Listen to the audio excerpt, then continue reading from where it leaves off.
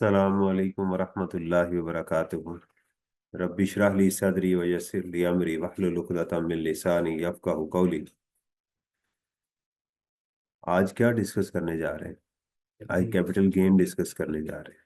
Capital gains में हमने क्या क्या डिस्कस कर लिया हुआ है पहले तो उसको आप बुरा तो नहीं मनाते? मैं रोज रिवाइज करवा देता हूँ शुरू में आके। हाँ जी, अच्छा लगता है। चल, कैपिटल गेन को हमने डिस्कस किया और कैपिटल और गेन्स के अंदर दो हमारी चीजें जो थी वो उसमें वो आ गई। ठीक है जी। से एक मिनट है, जरा इसको कॉल।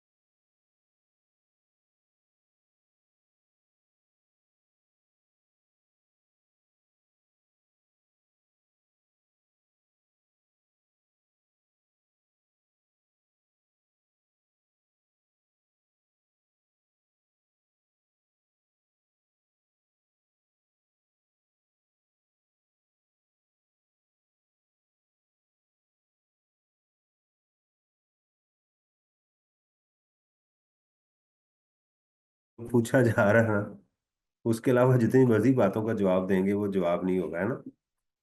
जो सवाल पूछा जा रहा है। जी। तो कैपिटल गेन्स के अंदर हमने बात की थी कैपिटल एस, यानी अगर इसको पूरा पढ़ेंगे तो बनेगा कैपिटल एसेट गेन्स। राइट, और इसकी डेफिनेशन क्या है? The gain from the capital asset. The gain, पहले इसको देखें। द गेन, गेन क्या है? एसेट को बेचने से, यानी सेल प्राइस और fair market value whichever is higher minus consideration, यानी उसको खरीदने और बेचने पे कितना खर्चा है या उसको ऑर्डर करने में कितना खर्चा है। तो कॉस्ट, कंसिडरेशन दी, जो आपने पैसे दिए या कोई एसेट दिया उसकी फेयर मार्केट वैल्यू, ये कॉस्ट बन गई। उसको इंसिडेंटल एक्सपेंडिचर, उसको खरीदने में कितने पैसे दिए और उसको बेचने में अगर कोई पैसा दिया है वो भी उसकी कॉस्ट का हिस्सा बनेगा। क्या आपने उसमें कोई ऑल्टरेशन, कोई मॉडिफिकेशन भी की है, वो भी आ जाएगी उसके अंदर। जी, वेरी गुड। इधर से।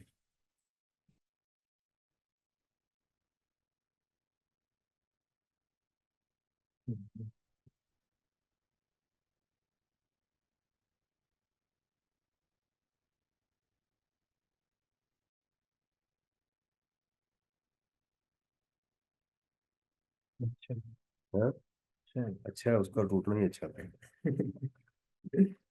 जी। तो ये हो गया जी गेन। और सेल प्राइस, अगर नॉर्मल हालात में एसेट बेचेंगे तो सेल प्राइस उसकी गिनी जाएगी और fair market value whichever is higher. और अगर एसेट डिस्ट्रॉय हो जाए तो फिर उसको फेयर मार्केट वैल्यू के साथ कंपेयर नहीं करेंगे, फिर क्या करेंगे?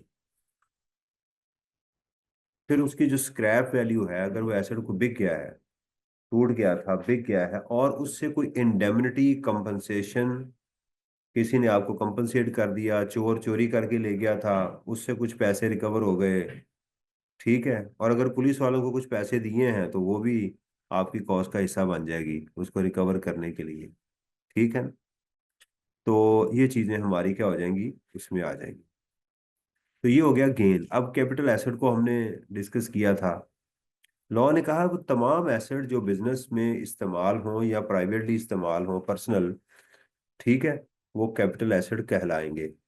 मास वाई, उसने स्टॉक इन ट्रेड, ठीक है, वो हमने बात, स्टॉक इन ट्रेड जो है वो intangible depreciable assets, consumable store, raw material, इन बिजनेस में जो एसेट्स इस्तेमाल होते हैं, और पर्सनल मूवेबल एसेट्स, मास वाई, जो सब सेक्शन 5 of 38 में गिवन है।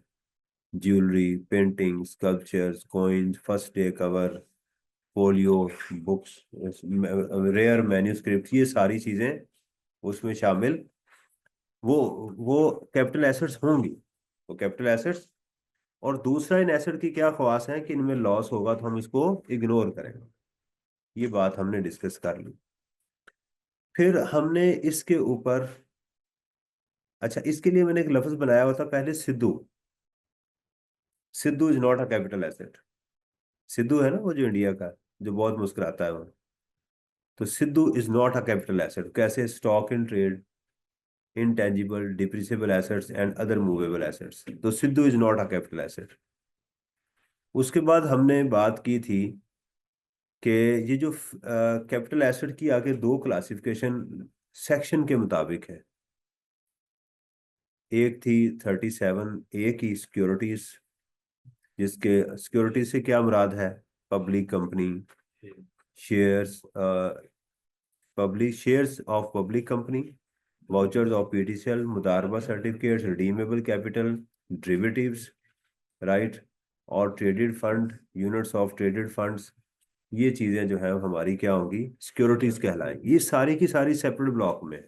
ये सारी की सारी किसमें है? सेपरेट ब्लॉक में है। जो बाकी कैपिटल एसेट्स बचते हैं उसमें आपको पता है कि ज्वेलरी, पेंटिंग वगैरह ये चीजें हैं, पर्सनल एसेट्स हैं। Shares in private company, shares in AOP and shares of private company. आपने प्राइवेट कंपनी में इन्वेस्टमेंट की है वो इसमें आ जाएगी। स्टॉक मेंबरशिप है, माइनिंग राइट्स भी इसमें आ जाते हैं।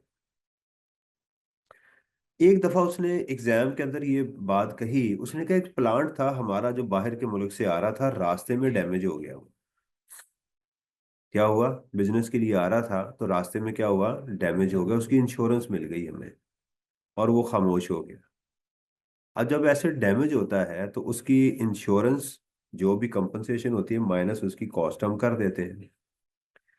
तो गेन तो कैलकुलेट कर दिया हमने, सवाल ये था कि जाएगा कहाँ? सैलरी में तो नहीं जा सकता ना मेरा प्लांट। अब जो एसेट बिकता है उसके दो ही वेन्यूज होते हैं, या वो बिजनेस होता है या वो कैपिटल गेन होता है। बाकी तीनों हेड्स में कोई चीज बिके तो वो नहीं जाती। सैलरी है, हाँ, सैलरी में सिर्फ था कि ऑप्शन भेज दिए आपने, रिस्ट्रिक्टेड शेयर भेज दिए, इसके अलावा आपने देखा उसमें कोई बिकती हुई चीज। इनकम फ्रॉम प्रॉपर्टी में भी डिस्पोजल नहीं जाती, इनकम फ्रॉम अदर सोर्स में भी नहीं जाती। तो हेड दो ही बचते हैं। अब ये डिसाइड करना था कि ये कैपिटल एसेट है या नहीं है। उसके लिए कैपिटल एसेट का आपने ट्रीटमेंट किया है इसके ऊपर। क्या ये स्टॉक इन ट्रेड है? नहीं, नहीं है ना। ये तो प्लांट था जो कारोबार ने इस्तेमाल करना था। क्या ये डिप्रिसिएबल एसेट है? अभी तो मुझे मिला ही नहीं, अभी तो बिजनेस में यूज ही नहीं हुआ। तो डिप्रिसिएबल की डेफिनेशन से भी निकल गया। क्या ये मेरा पर्सनल मूवेबल एसेट है? नो। तो फिर ये कैपिटल एसेट की डेफिनेशन में चला गया। बहरहाल ऐसी चीजें हम एग्जामिनर से एक्सपेक्ट नहीं करते कि इतने छोटे बच्चों को इतनी तेज गाड़ी चलाने की आदत नहीं होती। लेकिन ये और चीजें होती हैं जो कभी एग्जाम में आ जाती हैं। कोई एग्जामिनर को गुस्सा चढ़ा हो, उसकी 5 बेटियों के बाद छठी बेटी भी पैदा हो गई, उसने कहा इंशाल्लाह आज नहीं छोड़ूंगा किसी को। ऐसा गलत मूड में बैठा होता है कोई बंदा जो है ना, इस तरह की चीजें हरकतें करते हैं। लेकिन नॉर्मल जो है वो इंसान ऐसी हरकतें नहीं कर सकते। एक दफा उसने लफ्ज यूज किया, ट्रेडेड क्यूपॉन्स। ऐसा लफ्ज इस्तेमाल करना जो है शेखी मारने वाली बात है। भी आपको क्या जरूरत है, सीधी बात करें। बच्चे से पूछेंगे भी आपको क्या आता है, ये ना पूछे तुम्हें क्या क्या आता है। ये पूछे भी जो तुम्हें कहा है तुम्हें आता है या नहीं आता। बात जो है वो सिंपल और सादा होनी चाहिए। सही है। ये सारी चीजें हमने, फिर हमने फेयर मार्केट वैल्यू को डिस्कस किया था कि लैंड और बिल्डिंग की, ये एफबीआर का रेट को फेयर मार्केट वैल्यू कहा जाएगा। अगर वो नहीं होगा तो डीसी रेट को समझा जाएगा। ठीक है, और अगर दोनों होंगे तो फिर एफबीआर को ही फेयर मार्केट वैल्यू समझा जाएगा। जो स्टॉक में कंपनीज लिस्टेड होती हैं उनकी फेयर मार्केट वैल्यू तो क्लोज एंड के जो प्राइस होती है वही होती है। और अगर वो प्राइवेट कंपनी है जिसके शेयर्स ट्रेड नहीं हो रहे तो उसके लिए क्या होगा? उसके लिए ब्रेकअप वैल्यू जो है, ब्रेकअप वैल्यू क्या होती है? Paid up capital plus retained earning, जिसको अनडिस्ट्रीब्यूटेड रिजर्व हम टैक्स में कहते हैं, divided by number of shares पे डिवाइड करेंगे तो वो ट्रेडेड वैल्यू वो बन जाती है। उसकी ब्रेकअप वैल्यू बन जाती है। ये चीजें हमने डिस्कस की थी। फिर हमने कहा कि क्या कोई लैंड और बिल्डिंग बिके तो उसकी टैक्स रेट्स कम भी हैं। हमने कहा हाँ। अगर arm forces provincial government, federal government के एम्प्लॉयज ओरिजिनली जो उनको प्लॉट दिए गए थे वो बेच दें 3 साल के अंदर अंदर, तो जो भी टैक्स रेट होगा उनका आधा देंगे। और अगर 3 साल के बाद बेचेंगे तो 25% देंगे, 75% एग्जाम्प्ट हो जाएगा। और अगर वो शहीद हो गए, उनकी डेथ हो गई और उनके डिपेंडेंट बेचेंगे पहली दफा, तो वो एग्जाम्प्ट हो जाए। ये बातें हमने उसमें डिस्कस की थी। आज हम सिक्योरिटीज को डिस्कस करने जा रहे हैं। कह रहे हैं मेरी वीडियो नहीं आ रही। बेटा ये एक स्टूडेंट ने कहा है कि मेरी वीडियो नजर नहीं आ रही, क्या ऐसा ही है?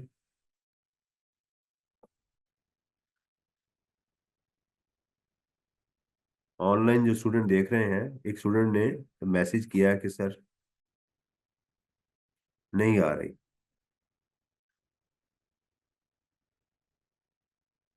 ओके। अच्छा, आप ये तो नहीं कह रहे स्क्रीन शेयर? स्क्रीन शेयर तो मैंने की नहीं है। स्क्रीन शेयर नहीं बेटा मैंने की हुई। ओके जी, थैंक यू। ले जी, ये तो था हमारा वो सारा। अब हम चलते हैं अपने सिक्योरिटीज के ऊपर, कि हमारी जो सिक्योरिटीज हैं। अच्छा, ये सिक्योरिटी मुल्क की सिक्योरिटी नहीं है। कुछ स्टूडेंट के जहन में बार बार आ रहा होता है कि सर सिक्योरिटी की बात करते हैं, तो ये security and exchange commission of Pakistan भी नहीं है, ये वो सिक्योरिटी भी नहीं है जिसकी आप बात करते हैं, ये सिक्योरिटी ऑफिसर भी नहीं है। ये क्या है? उस लेटर को सिक्योरिटी कहते हैं। वो डिबेंचर की शक्ल में हो, वो बॉन्ड्स की शक्ल में हो, डेट इंस्ट्रूमेंट्स हो, उनको हम वो सिक्योरिटीज कहते हैं।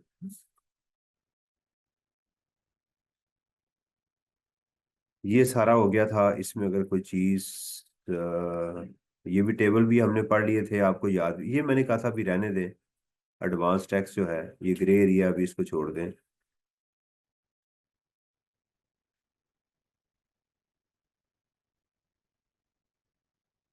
ये भी था।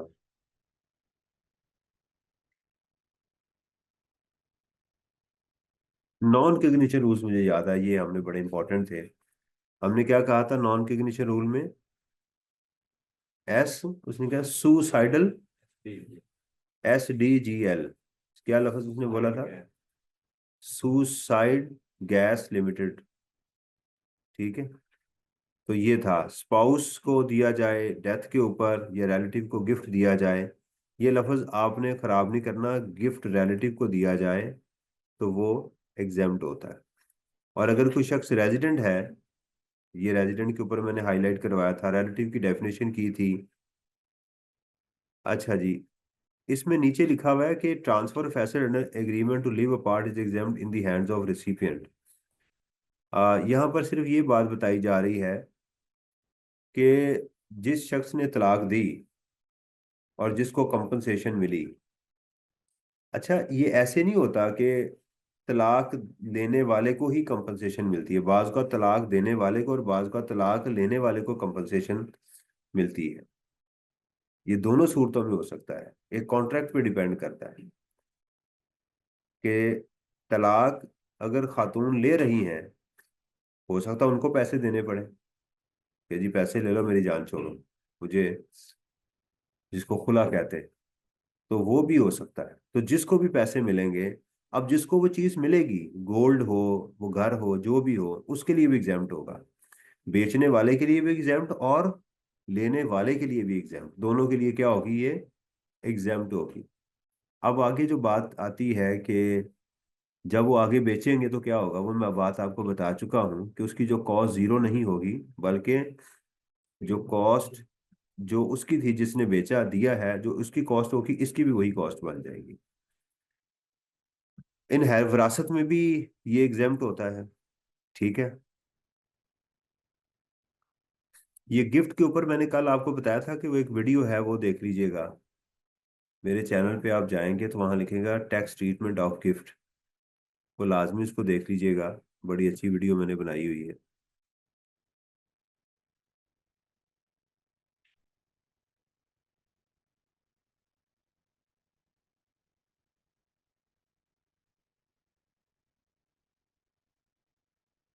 ये भी एडवांस टैक्स का है, इसको भी अभी,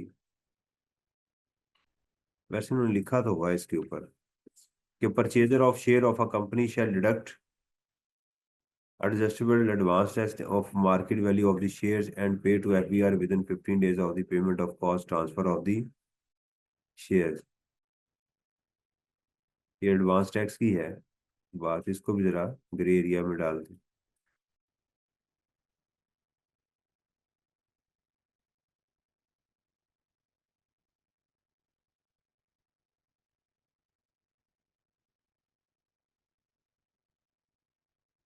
अच्छा, ये जो एक नया सेक्शन उन्होंने देखें 7E इन्होंने ऐड किया हुआ है, ये और पिछले या उससे पिछली अटेम्प्ट में ये टेस्ट हुआ हुआ है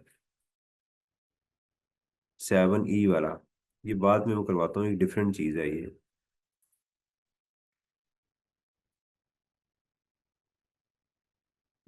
ये डबल टैक्सेशन का रूल है ये सेक्शन 73 की वायोलेशन है। ये बात हम कर चुके थे, पब्लिक कंपनी को भी डिस्कस कर चुके हुए हैं हम, ये दोबारा आई है। ये भी मेरा ख्याल पढ़ चुके हैं ना। अब आ गया जी, कि अगर हम सिक्योरिटीज को बेचेंगे तो उस पे क्या टैक्स होगा, ये जरा आपने ध्यान से बात को देखनी है। कहता है जी, where the security was acquired up to 30 June, one by one देखिएगा।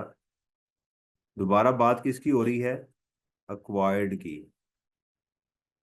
ठीक है, अगर सिक्योरिटी आपने अक्वायर की है 30 जून 2013 तक, जब भी बेचेंगे वो एग्जाम्प्ट हो जाएंगे। जाहिर बात है, अभी तो 2025 है ना, आप 26 में बेच दें, 27 में बेच दें, जब भी बेचेंगे, तो अगर सिक्योरिटीज 2013 30 जून तक बाय की गई हैं तो वो एग्जाम्प्ट होंगी। और अगर, अच्छा अगर पहले आप इसको देख लेंगे ना तो फिर आपकी ये आसानी होगी, ये वाली जो अगली चीज मैं आपको बताने जा रहा हूँ।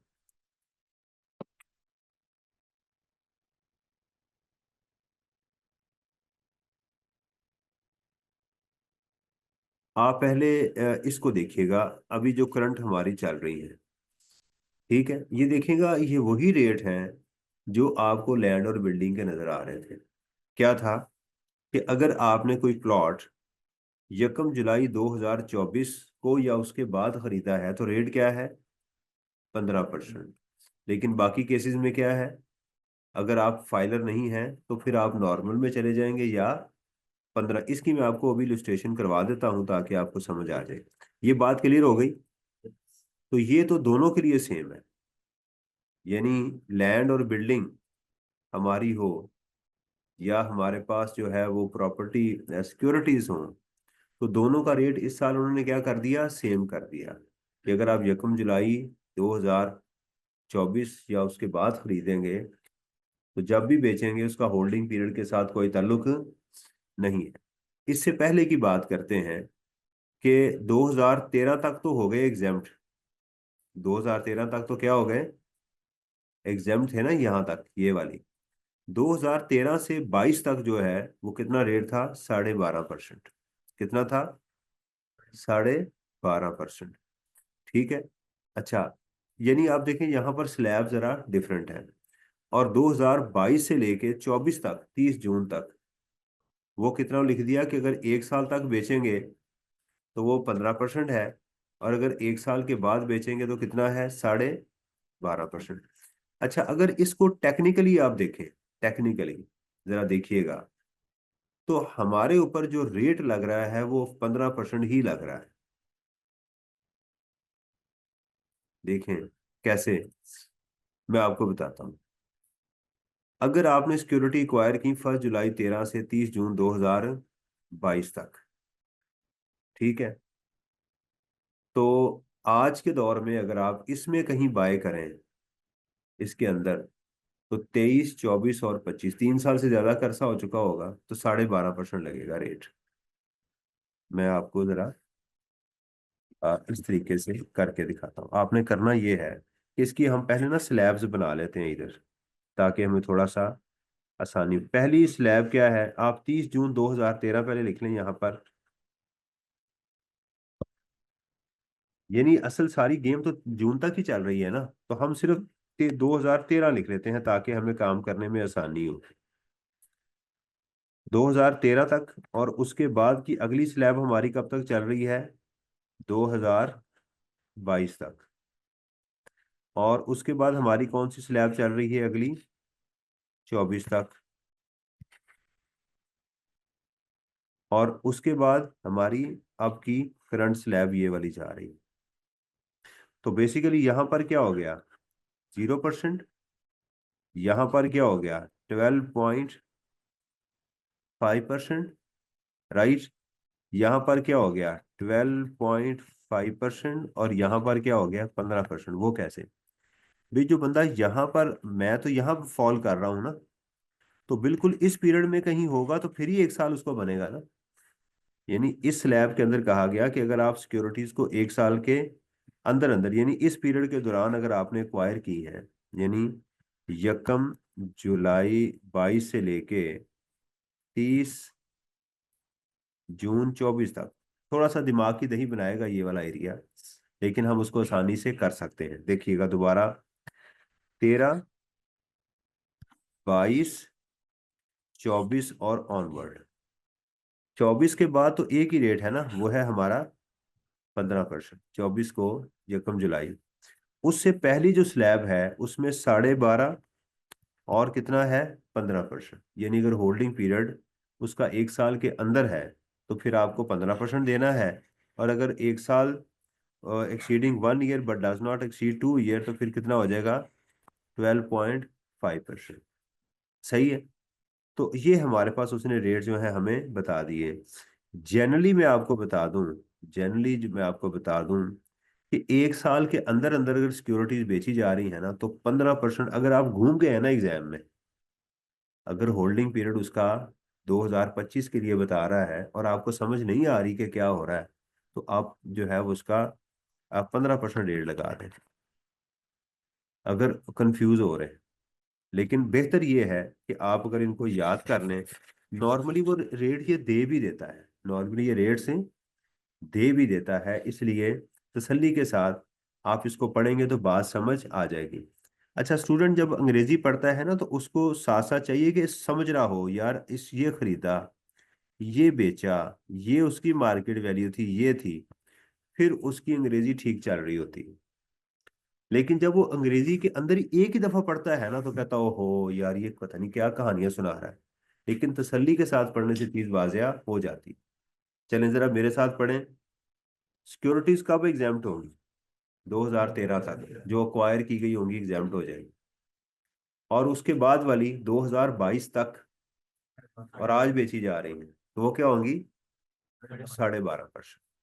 और उसके बाद 24 तक की जो सिक्योरिटीज होंगी नेक्स्ट लॉट के अंदर, ठीक है, अगर हम इसको कर लें, दौर कर लें, तो ये हो गया दौर ए, दौर बी, दौर सी और डी। डी आज का दौर है, राइट। और हमारे अबाउजदाद का दौर क्या था? ए, जो खत्म हो चुके हुए हैं। ये आज की जनरेशन है, फोर्थ जनरेशन चल रही है।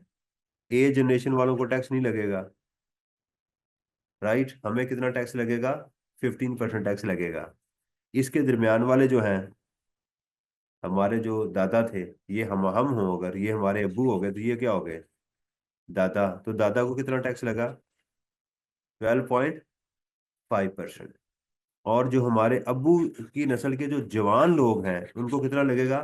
15%। उनमें से जो बूढ़े हैं उनको 12.5%। और आज हम तो बहुत ही जवान हैं, तो हमें भी हमारे अब्बू वाला ही टैक्स लगेगा। इस तरह से याद कर लें। समझ आ गई क्या नहीं? हमारी ऊपरी नस्ल कौन सी है? सी। उस नस्ल में जो बूढ़े हैं, यानी जिनकी उम्र 2 साल से ज्यादा है, उनको कितना टैक्स देना है? 12.5%। दादाजी को कितना टैक्स देना है? दादाजी की पैदाइश क्या है? 30 जून 2022 तक।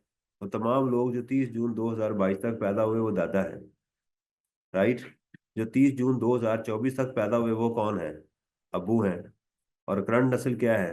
करंट जनरेशन वो हम हैं। हमने कितना टैक्स देना है? 15%। हमारे अबाओ, हमारे अबुओं में वो जो जो यंग है, उन्होंने कितना टैक्स देना है एक साल के अंदर? 15%, जो 1 साल से बड़े हैं 12.5, और उससे बड़ों में भी 12.5 याद रहेगा। चलिए। अच्छा, ये जो फ्यूचर कमोडिटी कॉन्ट्रैक्ट जो हैं, ये जो डेरिवेटिव कॉन्ट्रैक्ट्स हैं, उनके ऊपर फिक्स्ड टैक्स लगा हुआ है 5%। एग्जाम में आपको आज तक मुझे यही नजर आया, ये पेमेक्स कभी नजर नहीं आया, लेकिन रेट आपको पता होना चाहिए। अच्छा जी, tax rate on certain example include rate. Mutual fund जो है उनका 15% रेट है। अगर हम सिक्योरिटीज के ऊपर चलें तो मैं आपको थोड़ा सा एक्सप्लेन कर देता हूँ इसको। ये सिक्योरिटीज थी ना, देखें।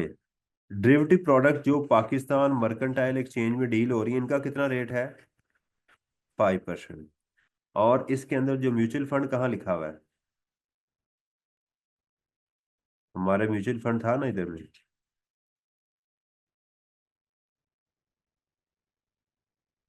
ये शेयर्स के अंदर था ना। शेयर्स के अंदर म्यूचुअल फंड था यहाँ पे, याद है? उसका रेट कितना फिक्स है? 15%। बाकी क्या चीज बच गई? तो पब्लिक कंपनी वाउचर, मुदारबा certificate, redeemable capital, debt securities, ये इन सब का रेट वो क्या है? वो जो अभी हमने डिस्कस किया है, क्या था? 0%, 12.5%, इसको लॉक कर दें और यहाँ लिख दें 2022। ठीक है, फिर 12.5%, 15%, इसको लॉक कर दें 2024। और यहाँ क्या है? 15%। ये बाकी सबके ये रेट्स हैं। यानी अगर म्यूचुअल फंड्स आ जाए तो उसका रेट कितना होगा? 15%। नॉर्मल वही 15% जो चल रहा है। और पाकिस्तान मर्केंटाइल एक्सचेंज के अंदर जो करेंगे तो वो कितनी हो गई? 5% हो गई।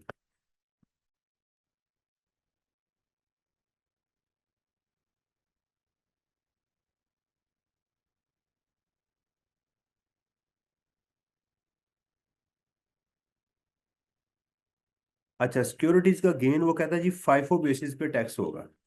पहले मैं पढ़ा देता हूँ। फाइफो क्या होता है? First in, first in first out.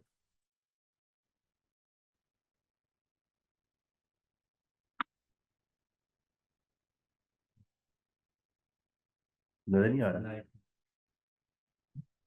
आपको? अच्छा, अब सही।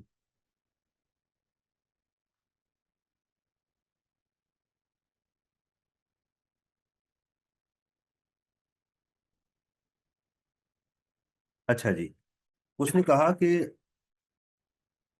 आप में से कोई बता सकता है ये फाइफो होती क्या चीज है ये? पढ़ा कभी आपने फाइफो? क्या होती है ये? हाँ जी।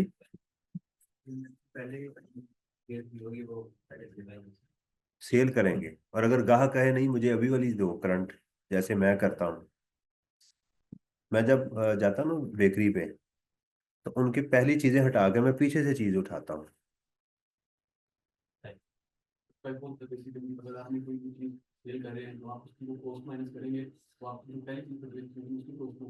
ये तो है ना मेथड। ये क्या चीज है, मैं ये पूछ रहा हूँ।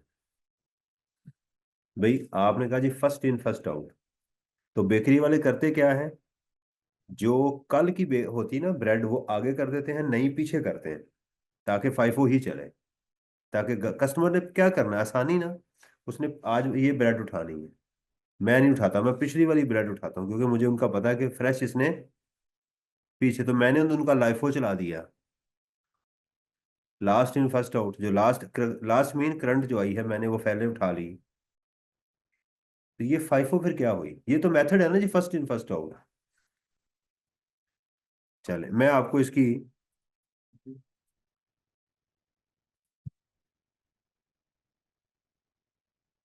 मैं एक्सेल की शीट आपके साथ शेयर करता हूँ, फिर आपको समझ आएगी।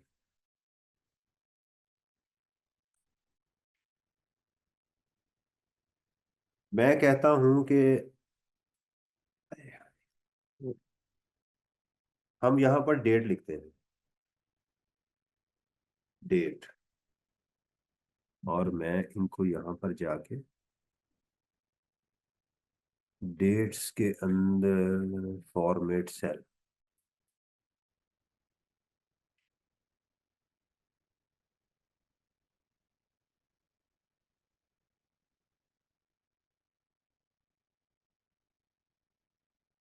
हमने 1 जनवरी 2025 को शेयर खरीदे। ये मैं ऊपर पहले लिखने लगा हूँ, परचेज का डेटा, परचेज में नंबर और उसकी प्राइस। 1 जनवरी को मैंने 2000 शेयर बाय किए और प्राइस थी 25 रुपये। फिर मैंने जो था वो 25 जनवरी 2025 को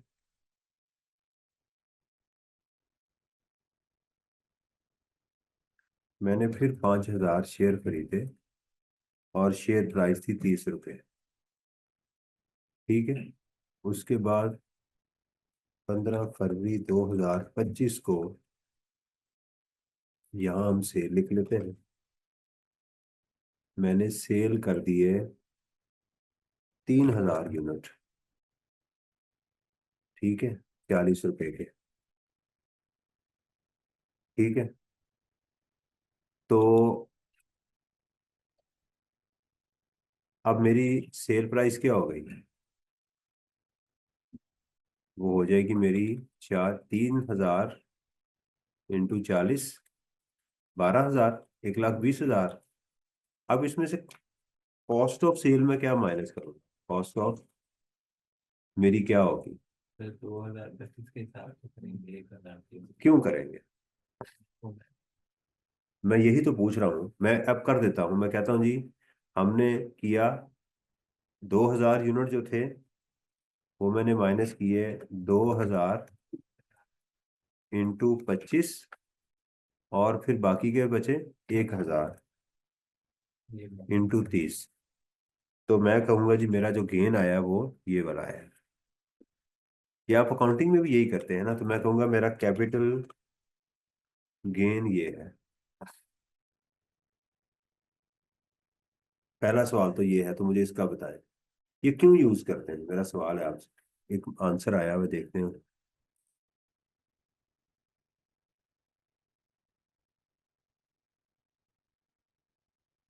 तो ये भी ये भी पहले वाला दिया था। क्या नवंबर प्रैक्टिकली नहीं। ऐसा ही पॉसिबल होता है? प्रैक्टिकली तो नॉर्मली मैंने बताया कि ऐसा नहीं भी हो रहा होता। जैसे मैंने बताया कि मैं चीजें पड़ी हुई हैं, एक बंदा कहता नहीं यार मुझे वो चीज चाहिए, तो आप क्या कहेंगे? नहीं नहीं, फाइफो चलाना है भाई, हमें काउंटिंग मेथड अलाउ नहीं करता, कस्टमर खराब कर देंगे। या आप जिस बंदे को कहते हैं यार ऊपर से जाके चीज उठा लाओ, तो वो फाइफो चेक करता है, वो जो मिलती है उठा के ले आता है, जो उसको आसानी होती है।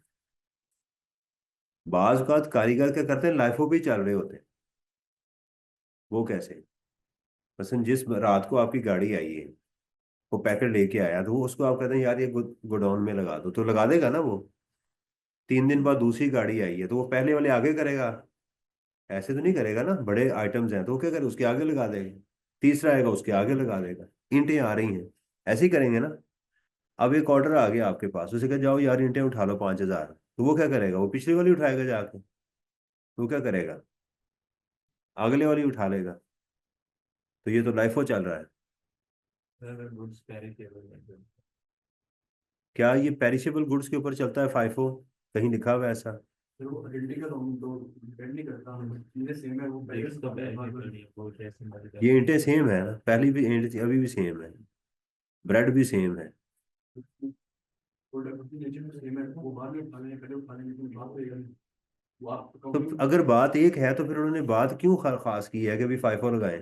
प्रॉफिट के लिहाज से प्रॉफिट लोकेशन के लिए होगा ना कि अगर आपने कुछ चीज पहले परचेज की उसकी कॉस्ट कम है तो आपको प्रॉफिट ज्यादा आ रहा है।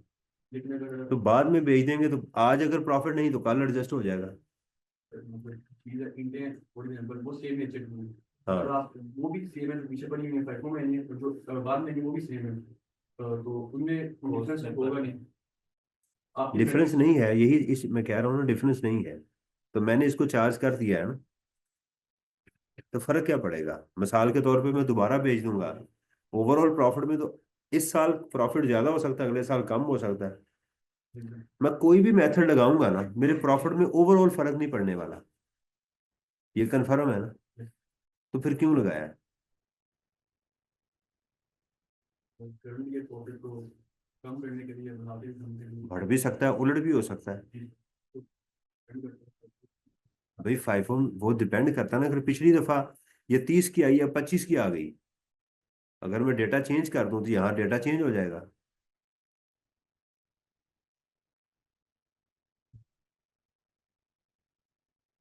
कोई वजह तो होगी ना।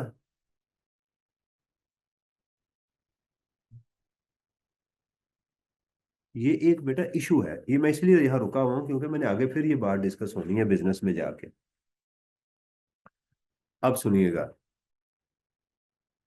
जब भी आप अक्रूवल बेसिस पे अकाउंटिंग कर रहे होते हैं ना, तो कहीं पर आप स्टक ऑफ हो जाते हैं जाके, जहां पर एक्यूरेसी जो है वो खराब हो रही होती है। वहां आपको एजम्पशंस पे काम करना पड़ता है, कुछ चीजें अज्यूम करनी पड़ती है, एक्चुअली वैसे नहीं होती, लेकिन कुछ ना कुछ प्रोड्यूस करने के लिए आपको एक एजम्पशन प्रोड्यूस करना पड़ती है। मिसाल देता हूं, जैसे हम लोग शादियां करते हैं तो अपनी तरफ से पूरी कोशिश करते हैं ना, क्या वैसे ही चीजें हो रही होती हैं जिंदगी में? नहीं होती ना। लेकिन अज्यूम किया जाता है कि भी ऐसे होगा। आप प्रोविजन क्यों क्रिएट करते हैं? उसका भी यही मकसद होता है कि आपके कुछ एक्सपेंसेस जो कंफर्म हो रहे होते हैं उस पीरियड के बाद, जिनकी टाइम और अमाउंट का आपको पता नहीं होता, तो उसके लिए क्या करते हैं, एक एस्टिमेटेड सा एक्सपेंसेस आज ही बुक कर लेते हैं। क्या करते हैं? एस्टिमेटेड सा एक्सपेंसेस आज बुक कर लेते हैं और फ्यूचर में उसकी एडजस्टमेंट डाल देते हैं जब एक्चुअल पेमेंट होती है। तो इस साल के एक्सपेंस का कुछ हिस्सा अगले साल को में जा रहा होता है। बैड डेट्स की मिसाल ले लें, अभी बैड डेट्स हुए नहीं है, आपने हिस्ट्री को देखते हुए आज कुछ बैड डेट्स अपनी किताबों में डाल दिए, क्योंकि सेल इस साल की है। अगर इस साल की सेल को आप छोड़ देंगे तो इस साल के बैड डेट्स अगले साल आ रहे होंगे, और अगले साल के बैड डेट्स उससे अगले साल जा रहे होंगे। डेटा डिस्टर्ब होगा। तो आप उसका 80-90% कुछ करके उसके बैड डेट्स आज बुक कर देते हैं, यानी सेल भी इस साल की, इसको कहते हैं मैचिंग प्रिंसिपल। क्या बोलते हैं? मैचिंग। ये एक अजम्पशन ली जाती है कि भाई आपने किसी बात पे सेटल तो होना है ना, तो फिर अज्यूम कर लें कि जो चीजें पहले आई हैं वो पहले बिकी होंगी। ये अजम्पशन है। अब समझ आई ये क्या है? अजम्पशन होती है। तो ये सिक्योरिटीज में भी और बिजनेस के अंदर भी ये अजम्पशन फॉलो की जाती है। इस ओके। तो एक चीज तो उसने ये बता दी कि आप सिक्योरिटीज को कब किस पे लेकर जाएंगे। जवाब अभी तक किसी ने भी, अल्लाह का शुक्र है, ठीक नहीं दिया। पर मुझे पता था कि आप जवाब ये ठीक नहीं दे सकते, क्योंकि आपने इसको तसल्ली से कभी पढ़ा नहीं है। सही है, ये नहीं, मैं, मेरा मकसद ये नहीं है कि मैं आपको कोई कंडेम कर रहा हूँ, मैं एक्सपेक्ट कर रहा था कि आपको इसके जवाब का सही तरह से पता नहीं होगा। अभी भी पता चला कि नहीं? नहीं पता चला कि ये अज्यूम फिगर होती है, ये एक्चुअल फिगर नहीं होती, इसलिए इसको लेकर चला जाता है। Capital gain shall be computed on FIFO basis as consideration received less cost of the capital asset। देखें, ये जो होती है ना, फाइफो लगता कॉस्ट के ऊपर है, ये भी जेहन में रखें। सेल में नहीं लग रहा होता। सेल अभी अगर इस डेटा में आप देखें तो मैंने फाइफो किस पे लगाया है? पर सेल पे तो नहीं लगाया। सेल तो उसी दिन कंफर्म होती है। कॉस्ट का मसला होता है कि कॉस्ट ऑफ सेल कितनी हुई है मेरी, तो उस पे लगता है ये। Cost of the asset shall be the sum of the following total consideration. ये ऑलरेडी हम पढ़ चुके हैं, दोबारा रिपीट नहीं करने की जरूरत नहीं है। अच्छा, इसमें एक चीज लिखी है, FIFO method shall not apply in respect of sale of share purchase on the same trading day. On the same, मैं आपको ये समझाता हूँ ये क्या चीज है। मिसाल के तौर के ऊपर, अगर 15 फरवरी को 15 फरवरी को मैंने 500 शेयर खरीदा होता, ठीक है, 35 के हिसाब से, अगर ये डेटा होता, ठीक है, तो फिर ये पता कैसे होता?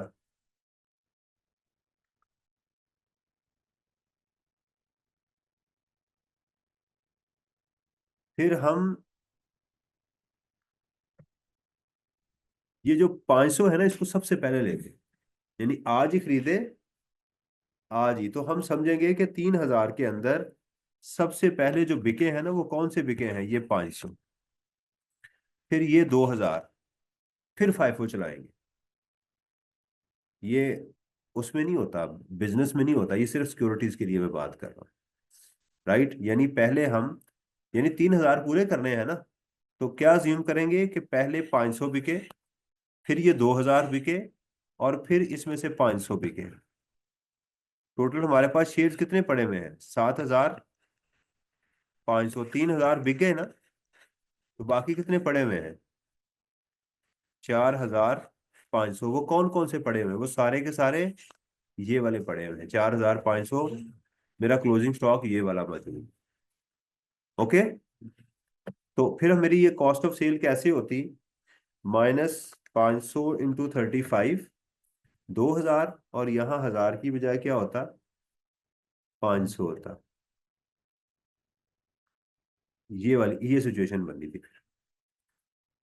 क्लियर? समझ आ रही है? अच्छा, अच्छी बात यह है कि ये पेपर में कभी फाइफो वाला आया नहीं हुआ आपके। कैफ में नहीं आया, उसमें आया हुआ है। सी फैप के अंदर ये टेस्ट हुआ है आपके लेवल पे, ये टेस्ट। लेकिन हमें पता होना चाहिए इसमें कोई ऐसी गिदड़ सिंगी नहीं है।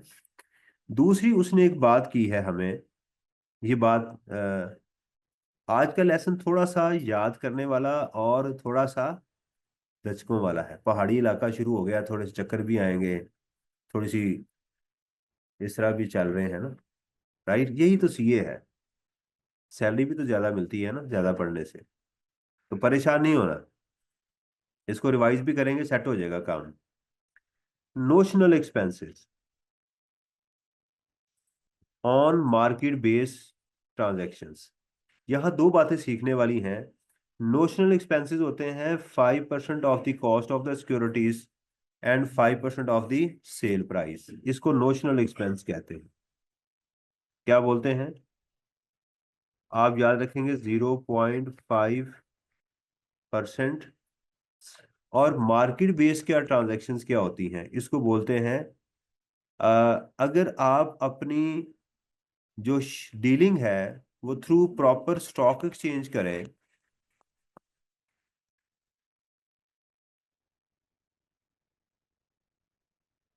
या एनसीसीपीएल के थ्रू करें। ये एनसीसीपीएल क्या है? ये national clearing company Pakistan limited है। यानी सादा अल्फाज में मैं आपको बताता हूँ, नॉर्मली आपका तरीकेकार क्या होता है, सुनिएगा। नॉर्मली आपका तरीकेकार ये होता है कि आप लिखते हैं सेल प्राइस माइनस कॉस्ट, और कॉस्ट में आप लिखते हैं हम आपकी cost of purchase plus purchase price plus cost of sale, तीनों लिखते हैं ना।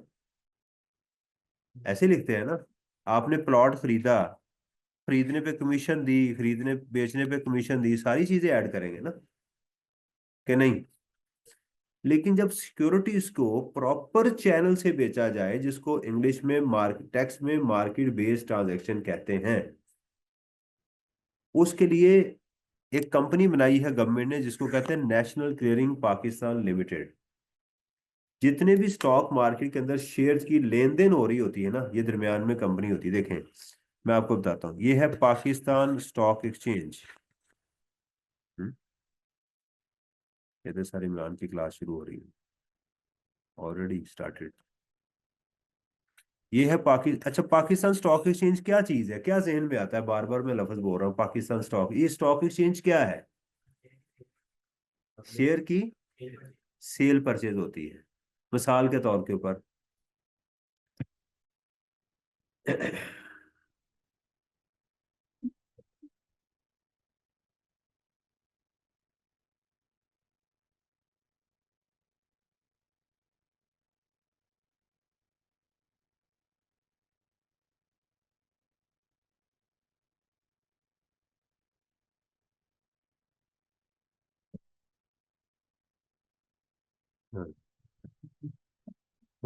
आप सारे देख के मुस्कुराए क्यों हैं? फलों को, फलों को देख के। वैसे आपने इतने सारे फल हैं और आप मुस्कुरा किसी और चीज को देख रहे हैं। देखें, ये होता है लीडर, कि जिसको देख के लोग फौरन मुस्कुराएं। देखें, उसने आपके चेहरे पे एक मुस्कुराहट, हर बंदा मुस्कुरा रहा है। देखें ना, ये होती है। कभी आप किसी और लीडर को देख के मुस्कुराए? नहीं। ये नहीं कि लड़के लड़कियां भी मुस्कुरा रही माशाल्लाह। अच्छा जी, ये आप जरा इस फ्रूट मंडी को देखें, ये छाबड़ियां नजर आ रही हैं आपको? बड़ा जबरदस्त आपको आज कॉन्सेप्ट मैं दूंगा, पैसे पूरे हो जाएंगे। समझे कि ये इलाका जो है, ये सारा फ्रूट मंडी का, ये एक बंदे का है, या कुछ लोगों ने मिलकर ये इलाका खरीदा हुआ है।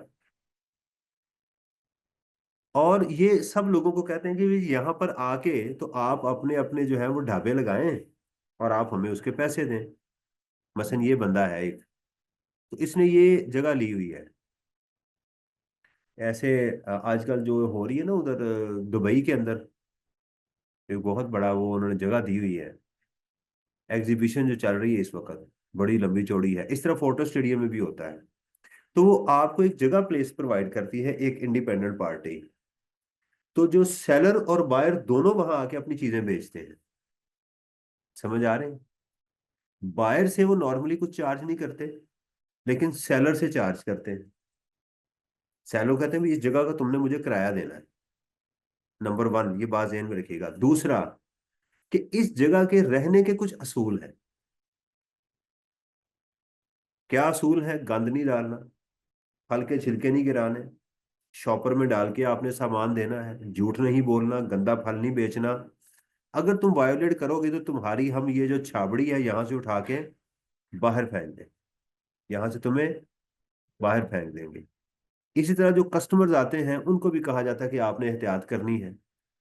अगर इस मार्केट के लिए एक अलग से डीलिंग के लिए एक अलग प्लेटफॉर्म बना दिया जाए, ताकि इन लोगों की सेल रिकॉर्ड हो सके और कोई लोग किसी के साथ फ्रॉड ना कर सके, राइट, तो उसको कहेंगे कि ये क्लियरिंग सेंटर है। ये क्या है? आप जहां से भी चीज खरीदे, राइट, यानी पैसे आप उसी को देंगे, लेन देन आपकी उसी के साथ होगी। लेकिन आप इस बंदे को जरूर बताएंगे कि मैंने इतने टमाटर खरीद लिए हैं, इतना मैंने अदरक खरीद लिया है और फलां से खरीदा है। और वो प्रॉपर कहेगा जी हाँ, इस दुकान से इतनी चीज बिक गई हुई। समझ आ रही है? इसी तरह जो बाहर के है ना दुनिया, वहां पर जो बायर होता है ना, उससे भी पैसे लेते हैं अंदर जाने के। अब इसको समझें, ये स्टॉक मार्केट है, अब इसको जरा समझें। ये शेयर्स पड़े हुए हैं आपके सामने, ये पैकेजेस के शेयर हैं, ये रूपाली के हैं, ये मुख्तलिफ शेयर्स पड़े हुए हैं। ये कंपनी का मालिक है। ये कौन है? बायर। और एक क्लियरिंग जो है ना वो बंदा बैठा हुआ है। ठीक है, वो बाहर बैठा हुआ है। अब आपको समझ आई? तो पाकिस्तान स्टॉक एक्सचेंज भी क्या है? Is a platform provided to companies. जब वो आ जाती हैं तो उसको कहते हैं ये लिस्ट हो गई है, फिर उसको लिस्टिंग रूल्स बताए जाते हैं, इन कानून को फॉलो करोगे। दस्तूर दिया जाता है, जैसे पाकिस्तान का दस्तूर है, तो तमाम लोगों के ऊपर अप्लाई होता है, वो कोई भी हो, वो आम शहरी हो या कोई भी बादशाह हो, जो भी हो, सबके ऊपर अप्लाई होगा, जैसे हमारे मुल्क में हो रहा है आजकल। तो वो सारे उसको फॉलो करेंगे प्रॉपर। इस तरह जो स्टॉक मार्केट के दस्तूर को क्या बोलते हैं? लिस्टिंग रूल्स बोलते हैं। क्या बोलते हैं? उनको फॉलो करना होता है। क्लियर होगी बात? तो अब क्लियरिंग कंपनी की समझ आई आपको, कि ये जो नेशनल क्लियरिंग कंपनी होती है।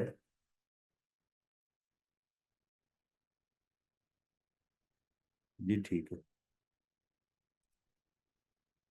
क्लियर। तो ये उन्होंने कहा अगर आप प्रॉपर मार्केट के थ्रू जाएंगे तो फिर आपको ये वाले एक्सपेंसेस नहीं मिलेंगे। और अगर आपका एक्सपेंस नहीं भी हुआ, तो हम आपको आपकी purchase price plus 0.5% of the purchase price plus 0.5% of the, हम आपको अलाउ कर देंगे in instead of, in lieu of actual expenses. क्या बोला? In lieu of actual expenses, purchase के अलावा, इन लिeu ऑफ, उसकी बजाय आपको एक्चुअल एक्सपेंसेस अलाउ कर दिए जाएंगे। अभी चलते हैं आपको, मैं इस इलस्ट्रेशन पे लेके चलता हूं दोबारा। अब देखिएगा इनकी टोटल सेल प्राइस कितनी है। हम अगर इसी को लें,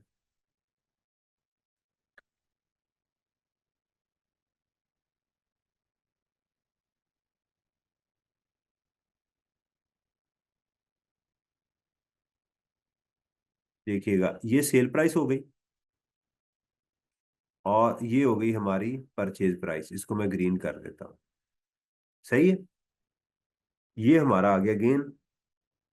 ठीक है, अब अगर ये समझें कि ये सिक्योरिटीज थ्रू प्रॉपर चैनल बिकी हैं, यानी कंपनी के थ्रू बिकी हैं, प्राइवेटली ये चीजें नहीं बिकी हुई, तो फिर क्या होगा कि इस कॉस्ट के अंदर एक चीज ऐड की जाएगी जिसको नोशनल एक्सपेंसेस कहते हैं। क्या कहते हैं? Notional expenses. तो लिखेंगे 0.5% of the purchase price and 0.5% of the sale price. ठीक है, वो कितने होंगे? ये देखिएगा, दिस इंटू 0.5%। ठीक है, दिस, ये ब्याज कितना था ये पहले यहाँ पे? 85, 82,500। तो -82,500 इंटू 0.5%, ये होगा 0.05% है, 0.5%, 0.5%। सही, अब समझ आई? ये कब लेने हैं आपने? परचेज, ये येलो का और ग्रीन का, इन दोनों को निकाल के। सही है, तो ये नोशनल एक्सपेंसेस आपने कब लेने हैं? मार्केट बेस ट्रांजैक्शंस होंगी तो। This is called notional expenses. ठीक है, ये दोनों क्या है? Notional expenses. ओके, ठीक है। और अगर आपसे पूछा जाए what is meant by market based transaction,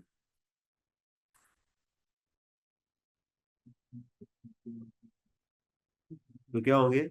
if transaction is happened through proper stock exchange और थ्रू एनसीसीपीएल, या क्लियरिंग जो है इसके थ्रू ही है, मैं आपको वही पढ़ा देता हूँ। ये है जी मार्केट बेस्ड ट्रांजैक्शन मींस। यार ये बाहर जो है, या तो दरवाजा बंद कर देने के, ये शोर कहीं और जाके करें। ये कौन है बाहर लोग? हैं? उन्हें क्या बेटा, ये चले गए। बाहर है कोई ना?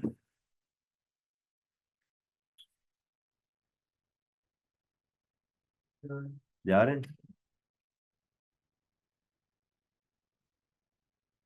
Means transaction executed at any registered stock exchange in Pakistan or the platform of National Clearing Company Pakistan Limited, तो ये बन जाएगी। फाइन। अभी मैंने कितनी चीजें आपको बताई हैं? दोबारा बताइएगा। मैंने आज आपको बेसिकली सिक्योरिटीज के टैक्स रेट्स बताए हैं। ठीक है, दूसरी मैंने चीज बताई है कि अगर सिमिलर सिक्योरिटीज हो, ये नहीं कि पैकेजेस और निषाद की सिक्योरिटीज को फाइफो बेसिस पे टका देना है। ये जो फाइफो की अजम्पशन है, उसका क्या, ये क्या अजम्पशन कहती है कि अगर सिमिलर चीजें, सिमिलर प्रोडक्ट्स बेच दी जाए, राइट, और आपको पता नहीं है कि कौन सी बिकी है, तो फिर आप फाइफो अजम्पशन की बेस के ऊपर लेकर चलेंगे। जब सेल करेंगे तो उस सेल को जो फर्स्ट इन फर्स्ट आउट पे लेके चलेंगे, मास वाइज उसी दिन की होंगी। अगर सेम डेज की होंगी तो पहले उसको लेंगे। फिर इसने कहा कि अगर आप मार्केट बेस्ड ट्रांजैक्शन में जाएंगे तो आपको नोशनल एक्सपेंसेस मिल जाएंगे। क्या मिल जाएंगे? नोशनल एक्सपेंसेस आपको मिल जाएंगे। ये उसने, ये सारी सिक्योरिटीज की बात हो रही है। ये सारी किसकी हो रही है? सिक्योरिटीज की बात हो रही है। ये कंसिलिएशन की बात हम ऑलरेडी कर चुके हुए हैं, नॉन रिकग्निशन रूल की बात भी कर चुके हुए हैं। अच्छा, अब ये चीज इन्होंने एक नई डाल दी। उन्होंने देखा कि कुछ लोग जो हैं वो क्या करते हैं कि वो अपनी चीजें बेच रहे हैं, लेकिन वो स्टॉक मार्केट के थ्रू नहीं बेचते। वो क्या करते हैं, आपस में डील करते रहते हैं। क्लियरिंग तो कंपनी ने करनी है ना। आपने क्लियरिंग नहीं की, चाचू ने मामू को बेच दी, मामू ने ताए को बेच दी, उसने दादे को बेच दी, उसने भतीजे को बेच दी, आपस में बिक रही है दोस्तों में। उसमें कंपनी को नहीं पता कि शेयर कहाँ है, शेयर किसी और के हाथ बिक चुके हुए हैं, ट्रांसफर नहीं हुए हुए अभी तक कि एक जगह पे है, लेकिन बिक कहीं और चुके हुए हैं। तो लॉ ने कहा कि अगर आप ऐसी हरकत करेंगे, अगर आप मार्केट के थ्रू नहीं आ रहे, तो फिर आप सेपरेट ब्लॉक से ही निकल जाएंगे, आप सेपरेट ब्लॉक से ही निकल जाएंगे। लेकिन सेपरेट ब्लॉक में आने का एक तरीकेकार है कि आप बारात के उन लोगों के साथ आए जिन्होंने वो खास शामियाने में जाके बैठना है। तो अगर आप उनके साथ नहीं आ रहे तो फिर कहाँ चले जाएंगे अवामुन? मैं उसकी आपको दोबारा मिसाल समझाता हूँ।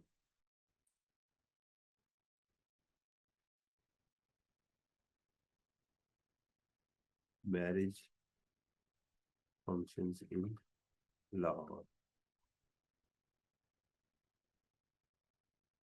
ये आ, ये देखें ना, ये जो दुल्हे की होती है ना उसके पीछे ये भी स्टेज ही है खास,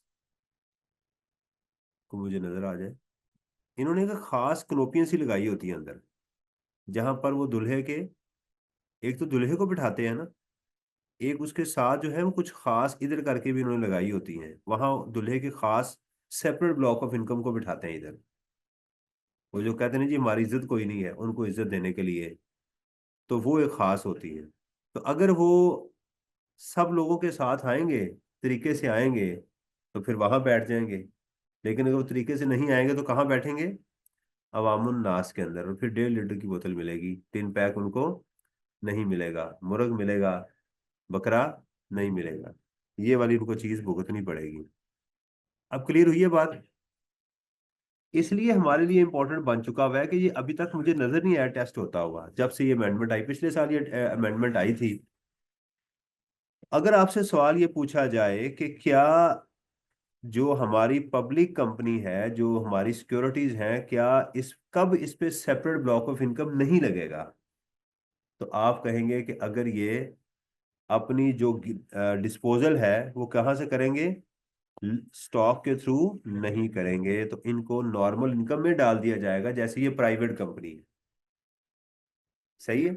कहाँ डाल दिया जाएगा? जैसे ये normal tax rate shall apply on the disposal of the share of a listed company otherwise than through stock exchange and not settled through NCCPL through initial public offer where the detail of such disposal is not furnished to the।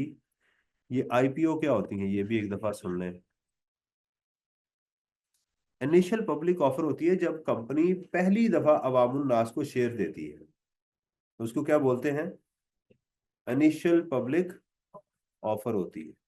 उसके बाद right issue होते हैं, उसको IPO नहीं कहते, उसको क्या बोलते हैं? राइट इशू कहते हैं। या आप मार्केट से खरीदेंगे तो वो आईपीओ नहीं होंगे, वो ऑलरेडी, यानी जिसको ना 0 मीटर जो शेयर आपने दिए हैं लोगों को, वो होंगे आईपीओ। अगर आईपीओ इशू हुए हैं और उस कंपनी ने एनसीसीपीएल को अपना डेटा ही नहीं दिया, ऐसा कभी होता नहीं, वो तो वैसे डीलिस्ट कर देंगे।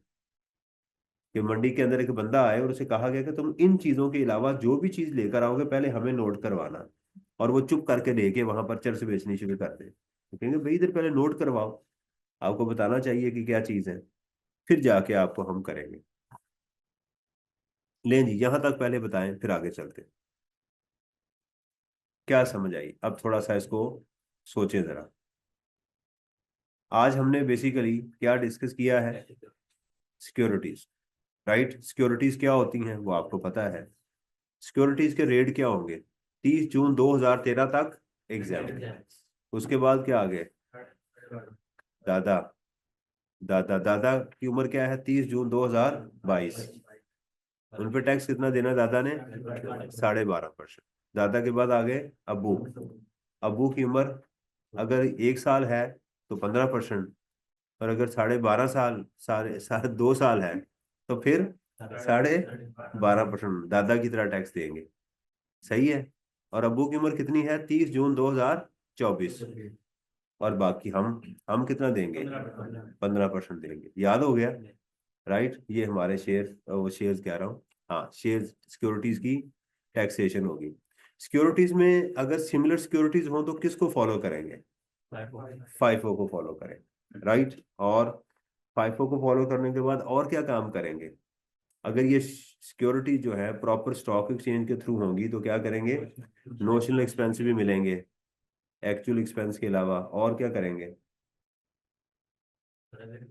अगर नहीं किया तो आप सेपरेट ब्लॉक से ही निकल जाएंगे, नोशनल एक्सपेंसेस भी गए और आप नॉर्मल में चले जाएंगे। ये बात यहाँ पर भी, यहाँ तक कोई सवाल नहीं?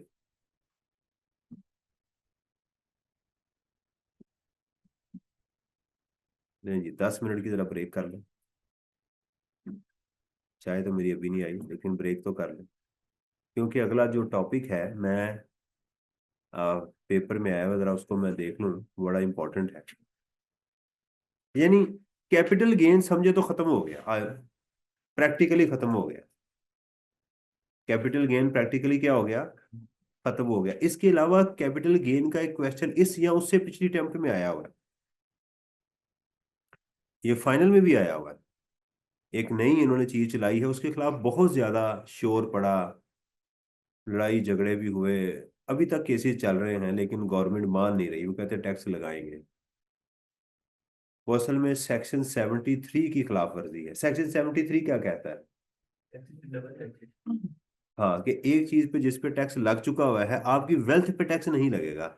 ये इन्होंने हरकत की है कि इन्होंने उसकी रियल एस्टेट के ऊपर, उन्होंने वेल्थ के ऊपर भी टैक्स लगा दिया हुआ है। बेसिक असूल तो यही है ना, कि मैंने जो मुझे मैंने सैलरी कमाई है, मैं टैक्स दे चुका हूं, अब इस पैसे से मैं जो मर्जी खरीदूं उस पर दोबारा टैक्स नहीं लगना चाहिए। लेकिन उन्होंने इमूवेबल प्रॉपर्टी के ऊपर इसके ऊपर टैक्स लगाया हुआ है। क्या किया हुआ है? लगाया हुआ है। वो हमने अपने सीखना है सेक्शन 7E को। ठीक है, 10 मिनट की ब्रेक कर लें, मैं क्या फ्रेश होकर फिर मैं आपको टॉपिक करवाता हूँ।